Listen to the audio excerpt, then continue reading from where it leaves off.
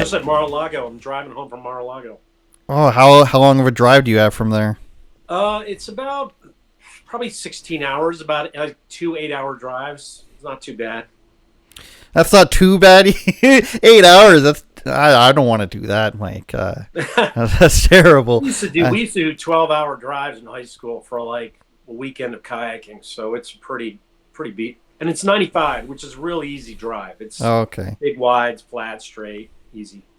That makes it a bit better. I remember when I was in Texas last summer, I was really impressed with their highway system, making everything about a 15 to 20 minute drive. It's not what I'm used to. Yeah. I've always wondered why all places don't, elevate the freeway so that you're basically there's no traffic. Yeah, you're just blowing through. There's no crossroads. Yeah.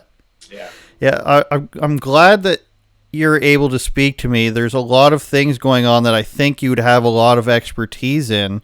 Yeah. For those who don't know, you are a stenographer for multiple presidents. Can you kind of go over who you worked under and the types of places you went and what you did?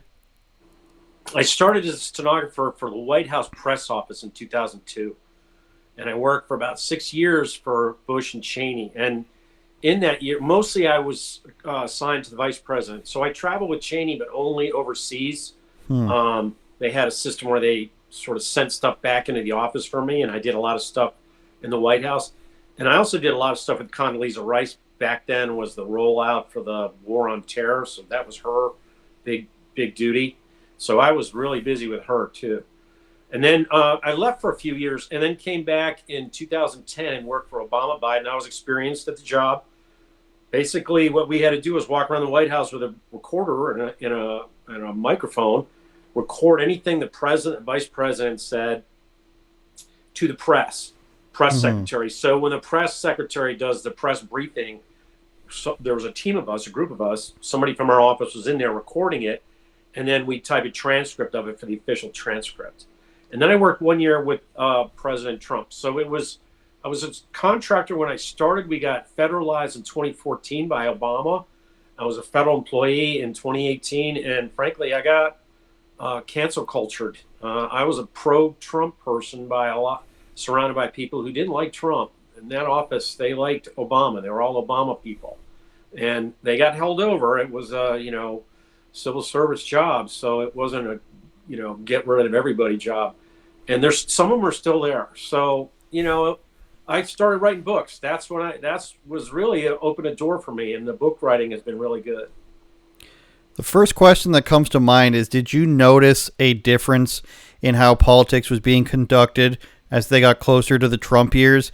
And my question more specifically would be, during these overseas dealings, did things change at all? Did it become more tense, or is it generally always the same behind closed doors? There's a lot to unpack in that question. So I'm going to go and say it like this.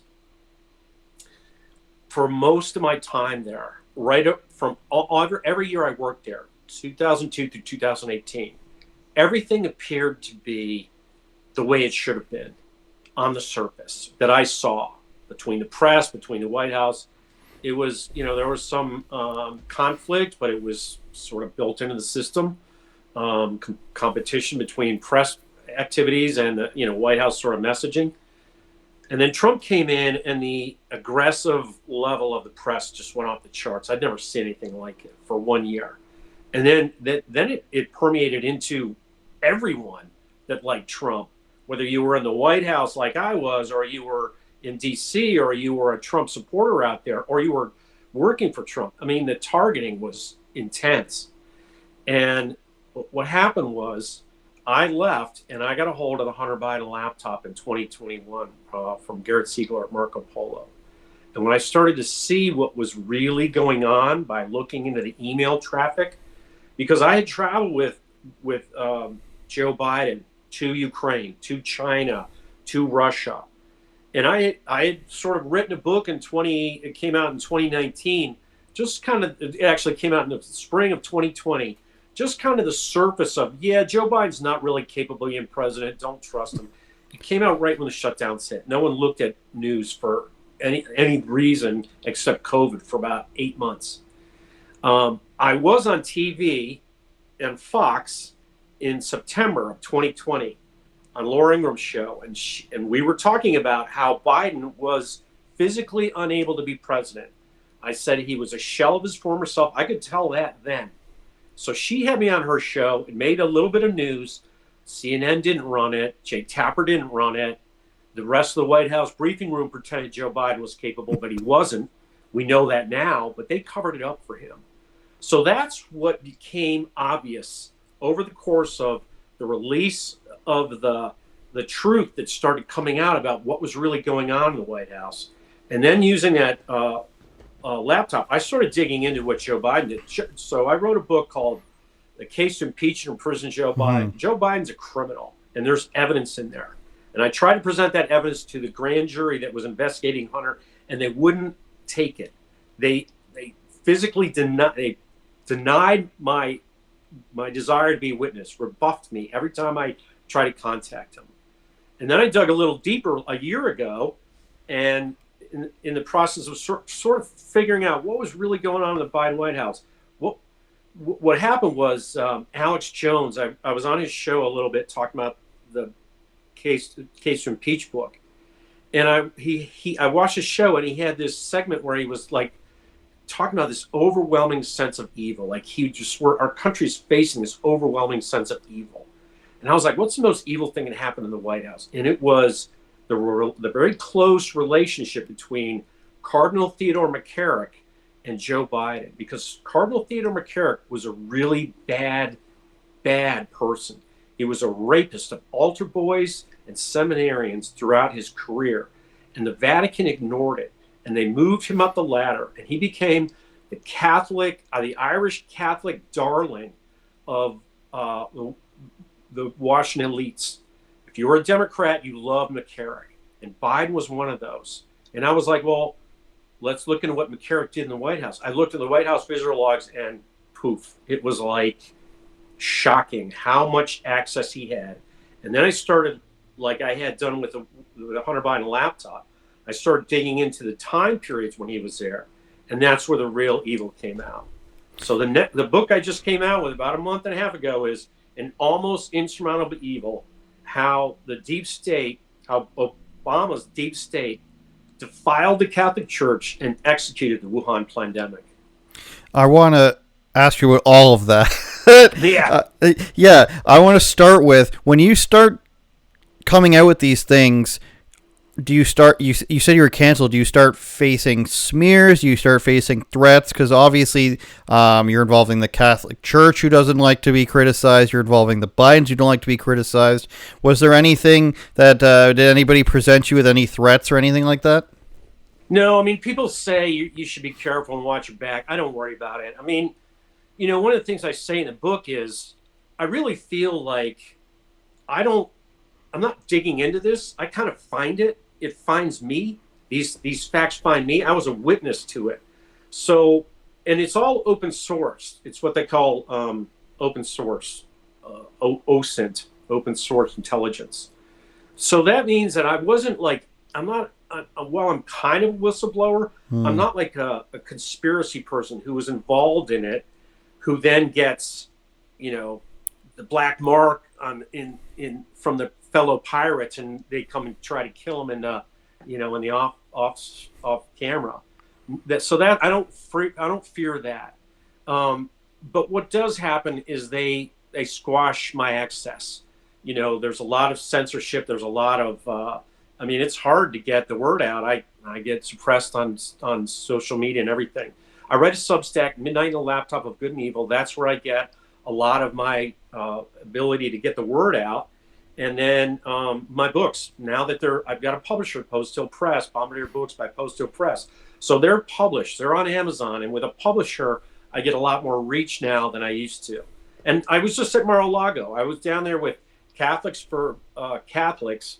And it's a great organization. They put on a great event last night. And a lot of people were literally reading my book and telling me, we've heard about your book. There's a lot of Catholic media. And they're really excited because, this book, An Almost Insurmountable Evil, It takes down two criminal presidents, Barack Obama and Joe Biden, and a dirty Pope, Pope Francis. And the stuff that they did to get Pope Francis into the Vatican it's evil. And the good Catholics don't want that. They don't want that. Personally, I think what the conclusion I came to as I wrote the book was that this Cardinal Theodore McCarrick was a plant. He was a CIA operative. He was an asset. They put him into the church. They worked him up the ladder, and they had him like in the 90s, in the 1990s during the Clinton administration. He was picked up by the State Department, made this global ambassador for religious freedom, and he traveled around the world talking about religious freedom and passing out money. And who gave him the money? And the question was always, who gave him the money? And they said, well, it's wealthy Catholic donors. I think those wealthy Catholic donors had the initial CIA. And he would go to China, and he would go to Iran, and he would go to these sensitive places and pass out this money. And that's why when Obama came in, they tapped this guy and said, there's a conservative pope in there. We want to get rid of that guy, and we want to get a progressive pope in there, and we've got all these things we want to do. And what they did with the Vatican, what the Obama White House did with the Vatican, is they used Pope Francis for what I call as morality laundering. It's not money laundering, it's morality laundering. He's the moral voice of Catholics around the world, and he goes out there and says, oh no, these aren't illegal aliens, they're refugees. You have to let them in. You're not a good person if you don't let them in across your country and let them take over your country. How effective do you think that is in this day and age? The Pope's word are there still world leaders you think that are really, using guidance from the Vatican? I don't think necessarily it's the world leaders, but what happened was we've seen this now.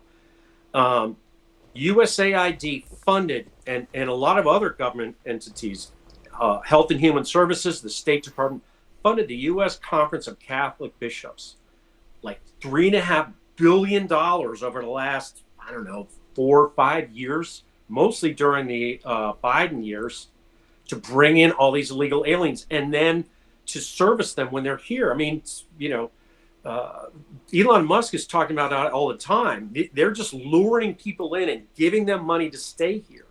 And that's what they did. That's what they used the Pope for. And the Pope, this book that I have, it outlines the beginnings of that process where the Pope and Cardinal Theodore McCarrick and the Obama White House, led by Joe Biden and Dennis McDonough, White House Chief of Staff, in 2014, they set up something called the Alliance of Prosperity with 3 small Central American countries, Honduras, El Salvador, and Guatemala.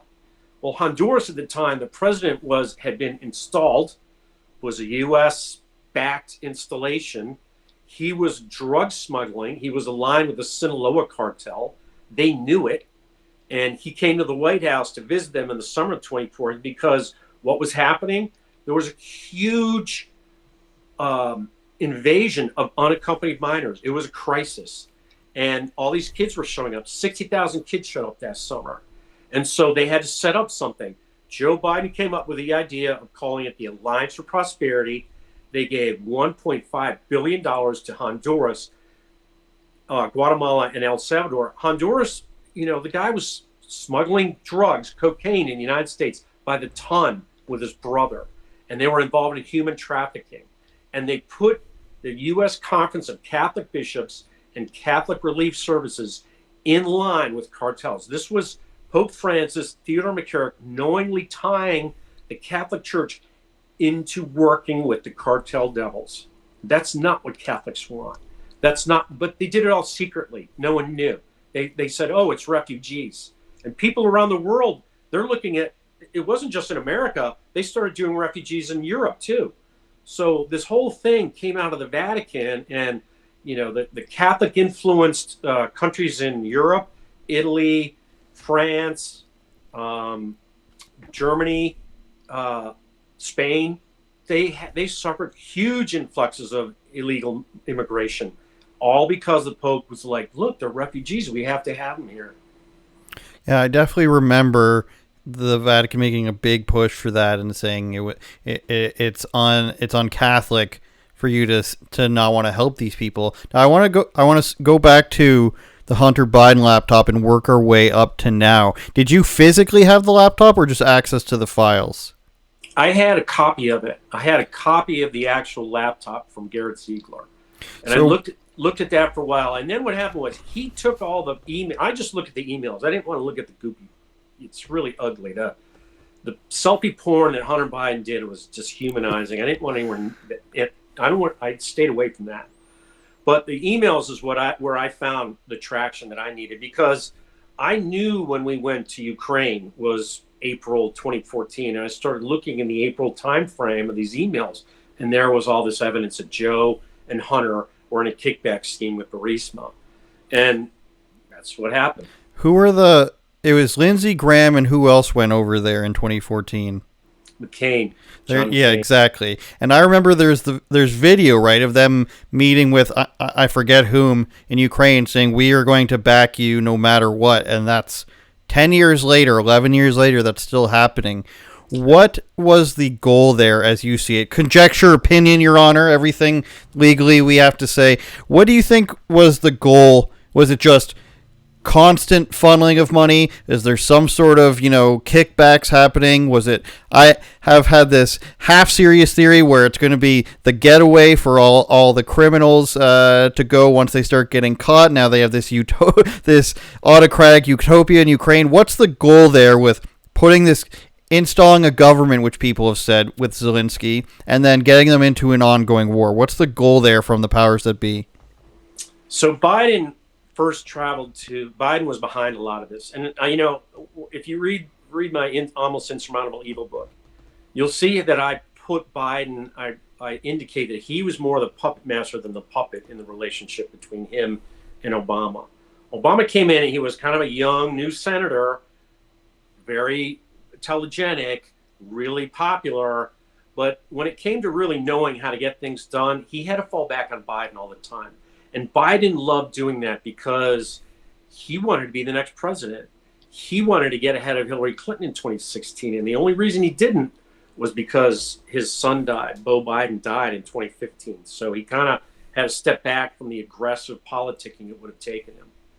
So Biden started going to Russia, Soviet Union, in the 70s as a senator. And he, along with other key senators, were key in getting NATO enlarged and bringing Poland into NATO. One of the guys that worked with Burisma, with Hunter Biden, was the president of Poland, who worked with Joe Biden to bring Poland into NATO. His name was Alexander Kwasniewski. So that's part of it. It was partly, hey, let's expand NATO and enrich us and all our friends. But it was also, let's get Russia too. And I think there was something personal between Biden and Putin. Putin, one of the books I wrote is called Joe Biden Unauthorized. And that's the one I self-published that came out right as the shutdowns hit. In it, I have a chapter called Bitch Slapped in Moscow. So basically, I traveled with Biden to Russia in 2011, and Putin publicly humiliated him. And Biden completely was basically bitch slapped, and he acted like it. He gave Putin what he wanted. At the time, Putin wanted to get in the WTO. He wanted Russia in the WTO, and they let him in. And then after he invaded Crimea, they kicked him out. So, this whole thing was around, there's sort of an animosity between the leadership. There's this criminal grift. Russia was like, hey, man, you guys are here. We want a chunk of the Ukrainian energy stuff. We're going to take it over. And that's basically what they're about to do. This truce they're going to wind up with is going to basically take the chunk of Ukraine where Burisma was operating, doing all their natural gas exploration. That's what Putin wanted, and Biden was playing with it. And Putin said, I'm taking it away from you. And millions of Ukrainians suffered because of this. That's the utter tragedy of it. Trump came in and he kind of put it on a pause. And whether it was a permanent pause or just a 4-year pause, only history will tell. But he stopped all the killing for a while. And then when Biden came in illegally, it all started up again, and now we are where we are, and Russia's going to get a chunk of Ukraine back. The thing about Ukraine that people also have to understand is there is no real Ukraine. Yeah, that's right? what I was going to say. Yeah. I mean, there's a lot of Russia in Ukraine. We used Mm-hmm. to, when we were there traveling with Biden, I went there 3 times. We'd pull up in front of a federal building or something over there for him to do a speech or a meeting. And there'd be a bunch of protesters out there. And they would be the best dressed people you ever saw. And they would have these really well crafted hand signs that, and we're like in English, like we could read them, right? That's just KGB stuff, right? That's FSB stuff. Those aren't real Ukrainians. Real Ukrainians don't have that kind of money. So that was all fake money going in to influence and make it look like things were going on. So it was really hard to tell who was on the team with Ukraine, who was on the team with Russia. I mean, the guy who's currently the the mayor of Kiev is a guy named Vitaly Klitschko. The boxer, yeah. He was the boxer. He was in the grift with Hunter Biden. Joe Biden used him. That's what I have in my Case to Impeach and Imprison book. That guy's made millions, if not billions, off of the last 10 years of American influence into Ukraine. That one guy and his, it's like a mafia. There's a mafia there, and he's part of it. And so if you get rid of Zelensky, then who do you bring in? This guy Klitschko? He's as dirty as the next guy. So who is Ukraine? I mean, who does it belong to? I mean, it's a terrible situation. That's a question I certainly don't have the answer to.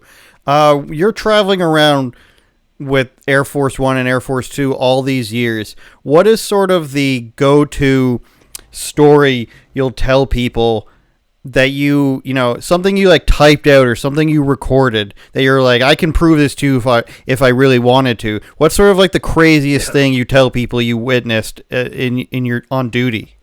Well, that's a really good question, especially now because I just came across something. So we took a trip to Iraq, Afghanistan, and Pakistan with Cheney in 2005. It was kind of a secretive trip. And at the time, it seemed like just, wow, this is really interesting trip. CNN was there. Danish Bash was CNN. Fox News, James Rosen, AP was there, a couple other people. ABC News was there. It was a big deal that we're basically going in the war zone. Well, what I found out recently is I was moving and I was going through some old paperwork that I had left over from it. It was basically a press kit from the Pakistan leg.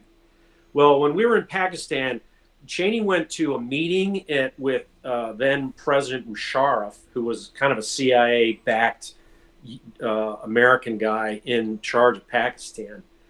And then he took this helicopter tour up into the mountains to look at a big project there by USAID to help with earthquake relief. Well, part of that, so they gave me, in this press kit, there was a map of this travel. The map showed that we took a helicopter flight right over Abbottabad, which is where they killed Osama bin Laden 5 years later. Why is Dick Cheney flying a helicopter over Abbottabad in 2005? It was December 2005, late 2005. Why is Dick Cheney doing that? He never did that. Why was he doing that? Why was he there? So I started digging a little bit, and I found a CIA website. It was like a legacy, our story of the raid for Osama bin Laden. And they had surveillance photos of the compound, the site of the compound on that website from 2004 and 2005 as they were building the compound building. And so then they showed the eventual compound with the walls and everything that we saw in the media presentation of the SEAL raid. So I was at CPAC and I talked to Robert O'Neill, who's the SEAL team guy that killed bin Laden. And I told him about this. He's like, whoa, that's some heavy crap. And he's never gotten back to me about it. I said, you've got a podcast, have me on a podcast. He's never done that. He's never connected with me. One of the things that happened on that trip was Dana Bash did an interview with Dick Cheney at this earthquake relief area. It was basically a MASH unit, Mobile Army Surgical Hospital up in the hills. And she did an interview with Dick Cheney there. And part of the interview, and I found the transcript that I was there on that trip to do, I did the transcript of it, recorded it, and typed it on the Bush White House website. She asked him, "There's rumors, there's information that Osama bin Laden may be in Pakistan. Do you have anything to say about that?" He goes, "Dana, I can't answer that question." Usually he would say, he didn't say yes and he didn't say no. He said, "I can't answer that question." That to me says, knowing Cheney as I know him, that he didn't want to lie to her. He was pretty good about not lying to the press. If he had said, "No, we don't know where he is," that would have been a lie. If he said yes, he would have been giving away critical information. "I can't answer that question" was his answer. At the time, her husband, Jeremy Bash, was an intelligence operative. She was married to him in 2005. She divorced him in 2007. In 2011, when Osama bin Laden was killed in Abbottabad, Jeremy Bash was the CIA chief of staff right under Panetta. So I don't know what connection he had to where bin Laden was at the time, but Jeremy Bash and Dana Bash sound to me like they knew that the CIA had Osama bin Laden on ice. They they had him or the Pakistanis had him, and Cheney was over there just to make sure this is what's going on and this is what we want. And so they knew that they were building the facility for Osama, or he was already there? I think he was there. I think when Cheney flew over, he was there. And would that be like, was that like at high altitude to get surveillance footage, or was that just? No, it was just Cheney flying over to tell them, "We know that you know that we know." Mm-hmm. That's what it was. And so Dana Bash from CNN was married to a guy who worked in which intelligence service? Well, eventually he worked at the CIA. He's one of the 51 guys that got his security clearance revoked. He was one of the laptop letter signer guys. That's crazy. Yeah, that's just crazy to think about. The Anderson Cooper and all the other stuff. So you're in Pakistan, and that happens when everything is. Was there ever a point behind the scenes where the people in the federal government, I guess in the White House, were sort of thinking, I guess my question is why it kept going on so long? Was there talk about how long it should take? Why is it taking so long? Or is that ever discussed? You talking about Osama bin Laden? In the Iraq War in general. I don't know. That's something that's going to take a long time to unravel. That's the, military-industrial complex. That's Cheney's war. That's Bush's reasons for going to war. That's why were we, who was involved in 9/11 from the beginning. The head of the Pakistani CIA was in Washington on September 10th, 2001. So 9/10, the day before 9/11, and he met with Joe Biden. Who did Barack Obama butt heads with most in your experience, international leaders wise? Well, the guy he never could figure, Putin had his number. Putin invaded Crimea. He knew Obama wouldn't do anything, and he didn't. And so, I would say Putin was number one. Biden behind the scenes was working all these deals. Behind the scenes was working with the Chinese, Xi Jinping. He was corrupted by them. He was bought by them. He was their Manchurian candidate. And Obama just let it happen. And Putin basically got what he needed out of, the Crimea invasion. And now he's got this extra chunk of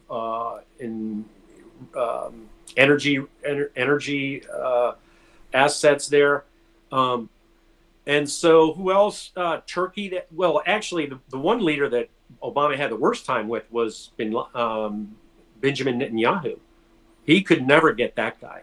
That was not a good relationship.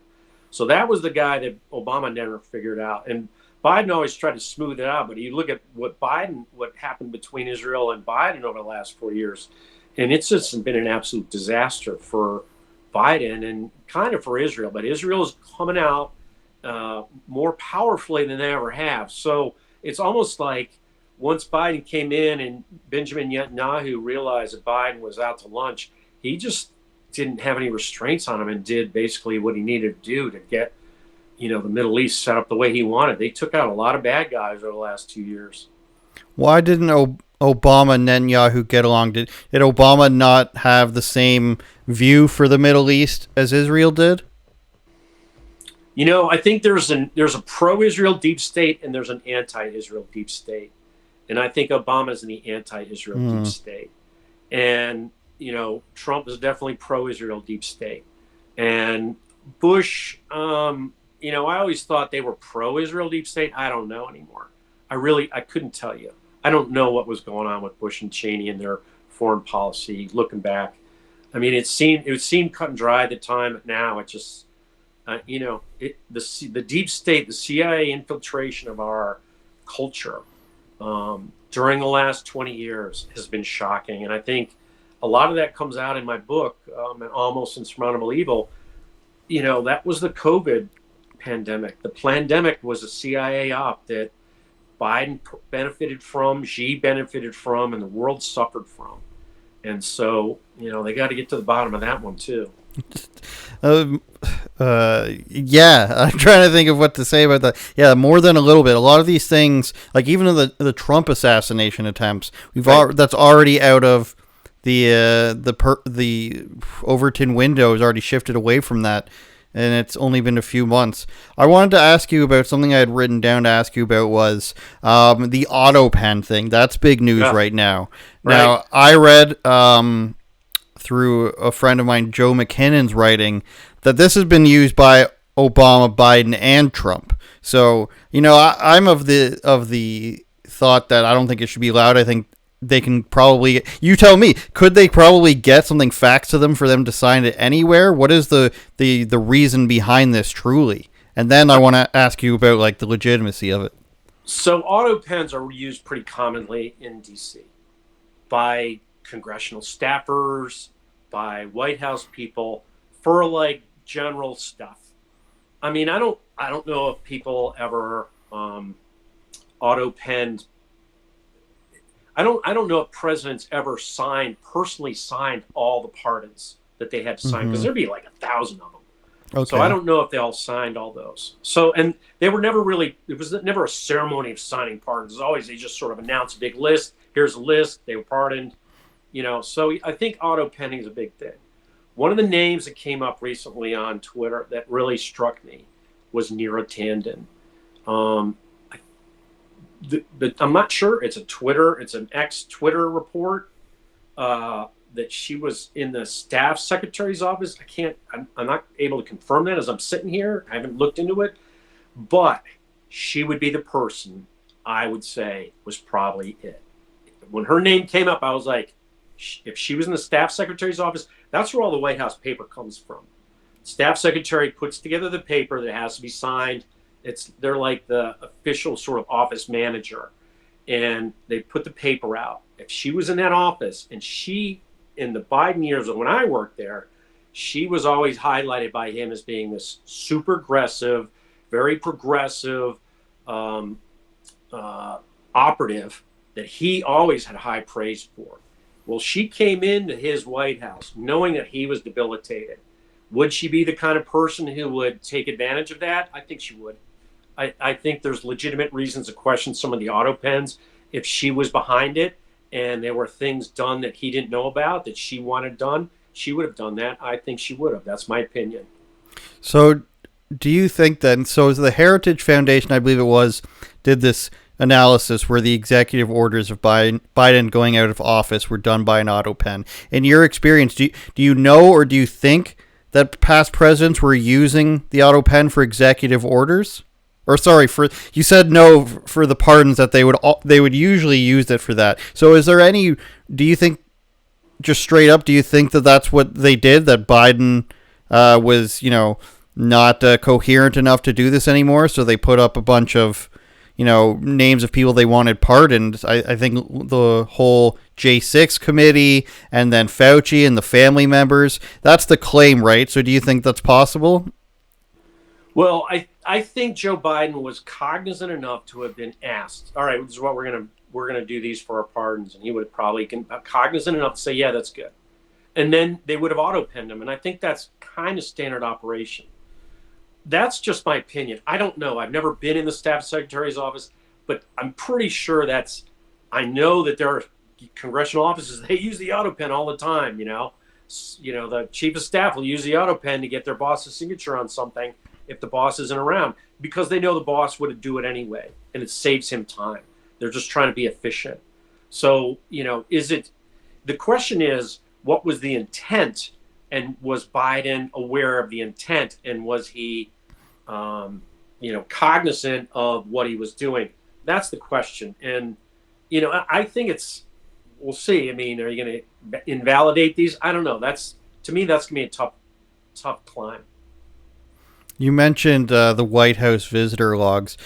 Was I correct in reading that you have a bunch of those, or you had access to those? And if so, who was somebody people should know about that was there other than the Cardinal? The White House visitor logs are on the Obama White House website. Anybody can download them. And I did a lot of that in my first books. So who was in there a lot? Anthony Fauci was in there a lot. I looked at a lot of what Anthony Fauci did in 2014. So in 2014, in the fall, Biden operative Ron Klain. This is how the COVID pandemic was rolled out.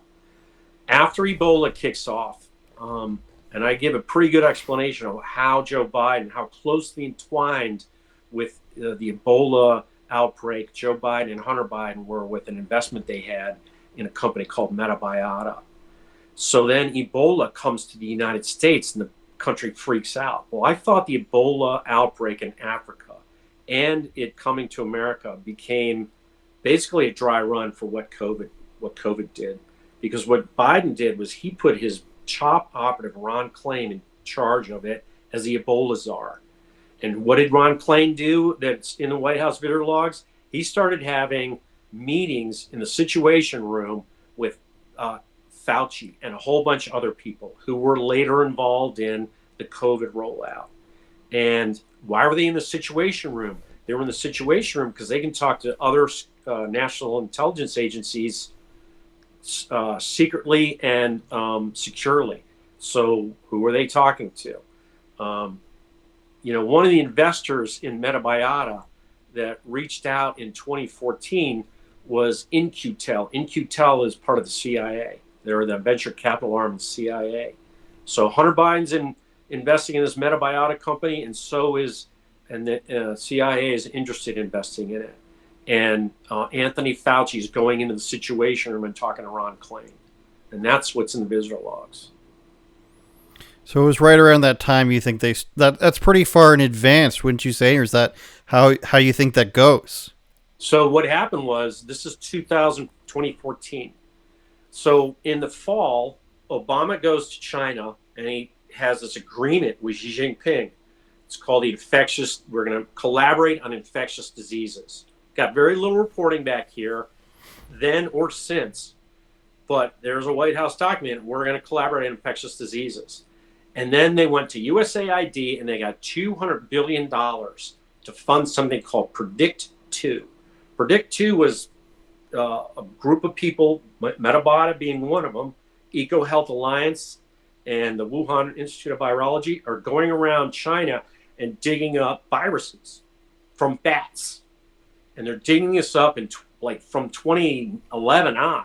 But in 2014, they got $200 million from USAID to do it. It's called Predict2. Well, it was only a 5-year funding program. So what happens? Trump gets elected out of the blue in 2016. And he comes in and says, I'm cutting the budget. We're going to have fiscal responsibility. We're not going to fund this global security operation. The global security operation was funded until 2019. It was a 5-year program. It ended in September 2019.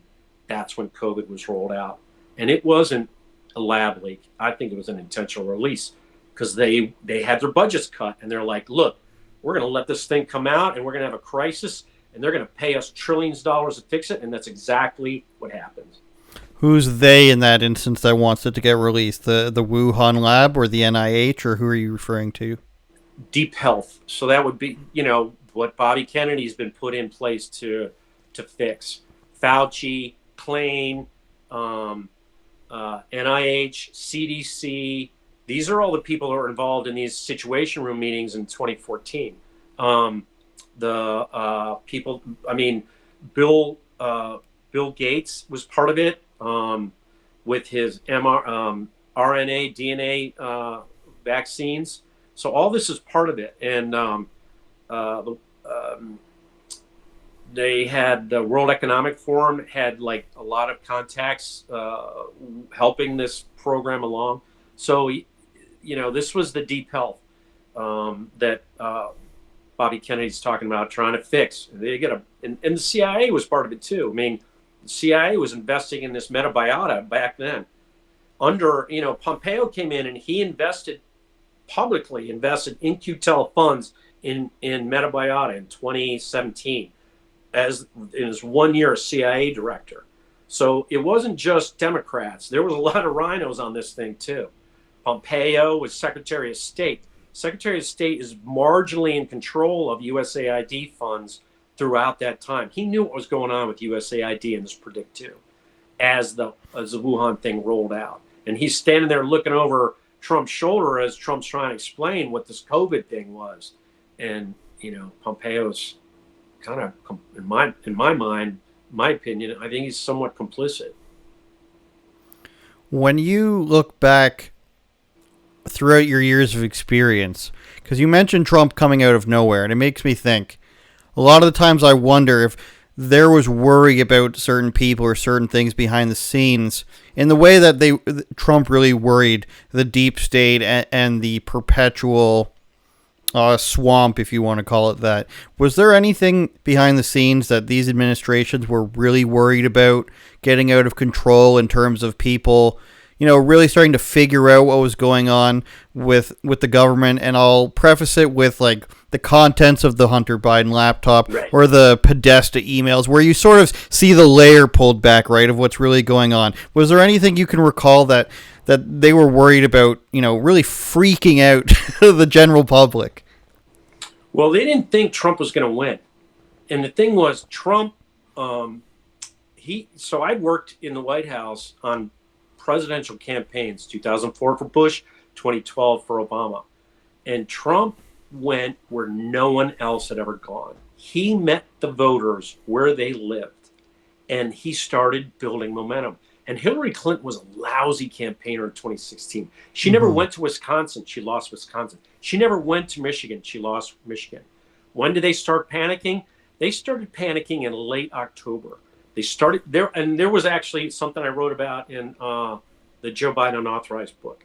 So there was an interview that Chuck Todd of NBC did with Joe Biden, and it came through our office, and I was the only one in the office, so I'm listening to them sort of as they're getting mic'd up and getting prepped. And they interviewed the interview took place out in Nevada, like probably 2 weeks before the election.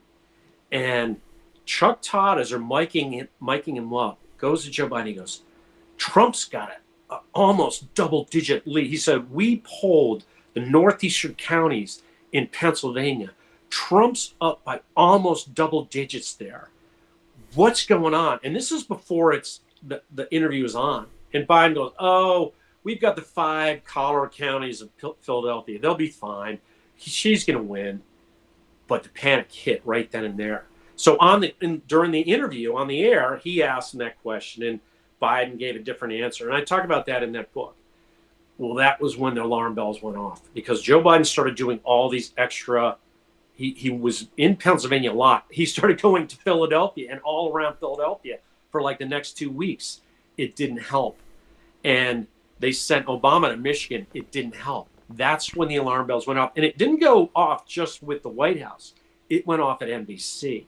This was Chuck Todd flipping out behind the scenes that no one saw.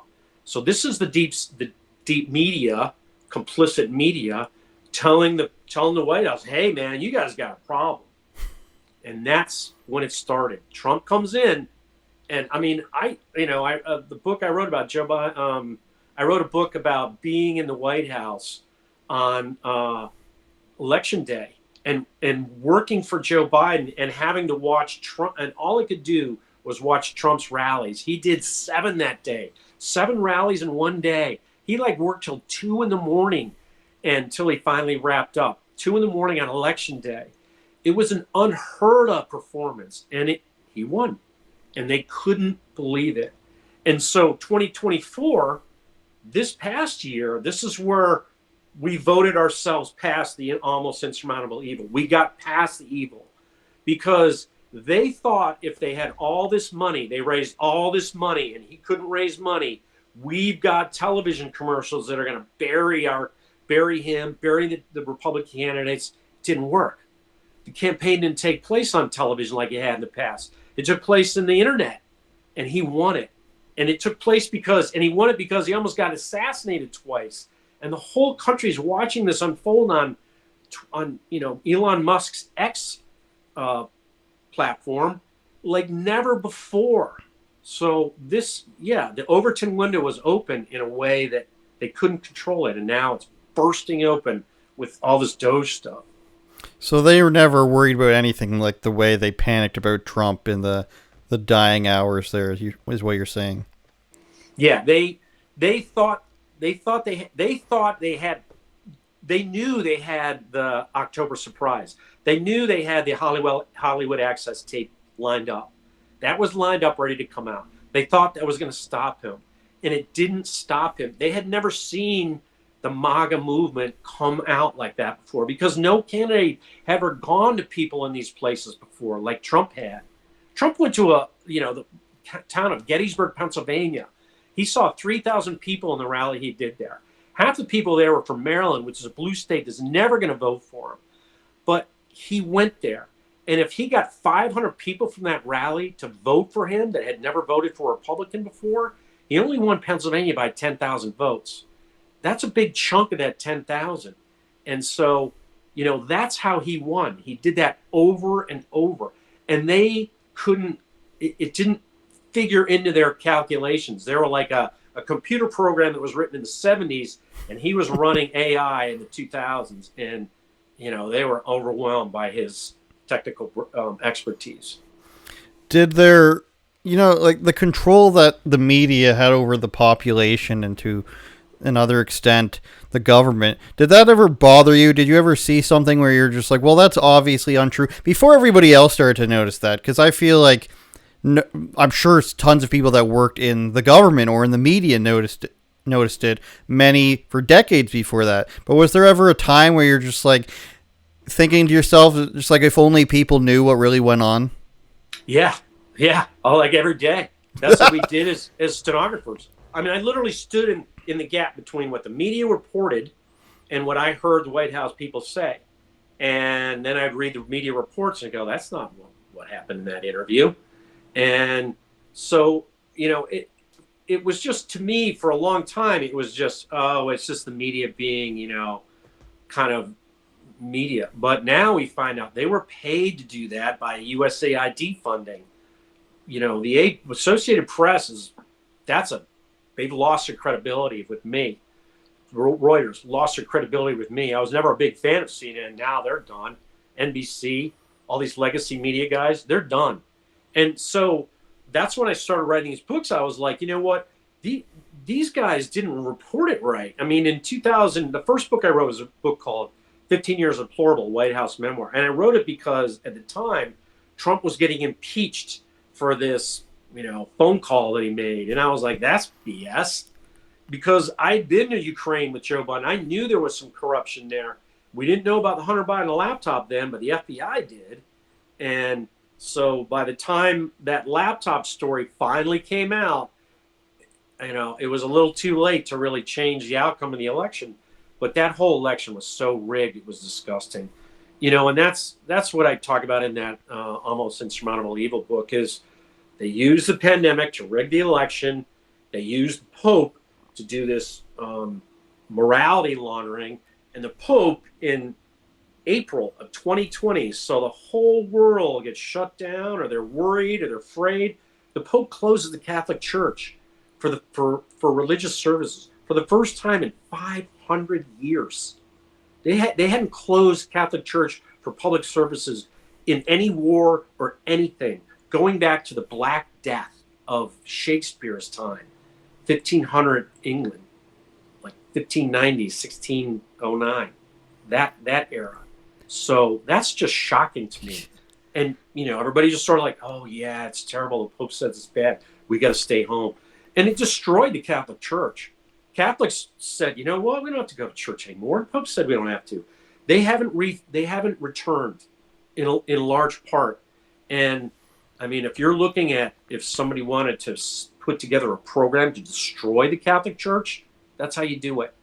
Put out a fake pandemic and tell everybody to stay home with a corrupt Pope. That's how you do it. So do you think then that there was a motivation to harm the Catholic Church on whose behalf? I think that Obama and Biden wanted their power at all costs. And I think Pope Francis wanted the Catholic Church to be his version of the Catholic Church. And he was installed by Obama and Biden. He was doing what they asked. And, they had this sort of, there's a bishop from Italy named Archbishop Vigano. And he's a guy who actually, in 2018, he wrote a bunch of letters where he said he was working in the Vatican, and he was the guy that told Pope Francis in person, I told Pope Francis this guy McCormick was a bad person with seminarians. He didn't call him a rapist. He didn't call him a child molester, but that's eventually what the investigation proved. But he confronted it, and then he went public with it. And so people have been questioning what Pope Francis is really up to ever since then. Well, Archbishop Vigano talks about it as there's a deep Vatican and a deep state, and the deep Vatican is controlled by the deep state, and they're working for the globalists, and they don't work for they're the wolves that are tearing apart the flock of sheep. They call the Catholics the leadership of the Vatican is the shepherds, and they're in charge of the flock or the parishioners. Well, the shepherds are letting the wolves, the evil wolves, tear apart the flock. And that's what's happening. Yeah, that really lines up about as well as you can with how a globalist movement wants sort of to run things. Everything you're saying in regards to that, from the letting in the refugees to degrading, to religion, to keeping people away from each other, from congregating. So that checks out with me. Yeah. Right. The last thing I want to ask you was back about the stuff with the media. Did you talk to media members at the time and be like, what are you guys doing? Why? That's not what happened. I can tell you what happened. There's public record of what happened. And what do they say? Is it just towing the line for them? So my role there was just to stand in the back of the room and keep my mouth shut when I was a stenographer. You don't make waves. Go there, notice what's going on, and keep your mouth shut, or you lose your job. But once I lost my job, I lost the inhibition to not say what I saw. So then you see something, you say something. Well, I've been saying stuff. And, I didn't confront the media then. I certainly haven't been bashful about confronting the media in my books. Peter Baker from the New York Times is a fraud. I talk about him in the book, A Case for Impeachment in Prison, Joe Biden. Let's see, who do I talk about in An Almost Insurmountable Evil? Well, I just told you about Dana Bash. I mean, I think CNN has a lot of explaining to do about why they've been basically the right-hand propaganda broadcast network for the CIA for probably about 30 years. I mean, it really looks like that to me. So the more you dig into it, it's like, wait a minute, why were they given all this information by, so-and-so, and what were the connections back then? I mean, we're really starting to see how nefarious the deep state, the intelligence community has been when we see what USAID was used for, when we see what the CIA was doing. The Kennedy files just came out, what they were willing to do back then, and who was willing to do it, and why. And so, I think the media has. Oh, there's another name I had that's in the book. Oh gosh, I can't remember it. It's in an almost insurmountable evil. There was this one guy who traveled with us. He was really close with Biden, and he traveled with us to China, and he traveled with us. We went to Iraq and the Vatican in the same trip in 2016. Steve, I can't remember his last name. He was working for the Atlantic magazine, and the name will come to me in a second. He was working for the Atlantic magazine, and then he worked for Capital, the Hill, and he was part of the pandemic. I mean, he was doing a lot of anti-Trump media in the run-up to the pandemic. So 2018, 2019, this guy was all over it. Steve is his first name. I don't remember his last name. Here's a couple of names I do trust. I do trust James Rosen. I do trust Steve Nelson. I do trust Miranda Devine. I do trust the people at Newsmax. I do trust people at Blaze if they get in the White. I don't know if you guys have been in the White House briefing room. Yeah, we're the first ones. Well, there you go. That's a big change, right? I mean, thank God you guys finally got in there. I don't watch the briefings anymore. I mean, it's almost like PTSD for me to see those things. Is Karine Jean-Pierre the worst one, do you think, or is that just because of the circumstances? Yeah, I mean, everything about the Biden administration was fraudulent and corrupt. And yeah, I mean, you just can't even take it seriously. Nothing they did was serious. Nothing. All right, Mike. Well, I appreciate all your time. I'm definitely going to follow up with you on some of this stuff. And I look forward to speaking to you again in the future. I think you have a lot of knowledge that people need to tap into. And I appreciate it. So thanks again for coming on. Yeah, thanks, Andrew. We'll talk soon. Yeah, for sure.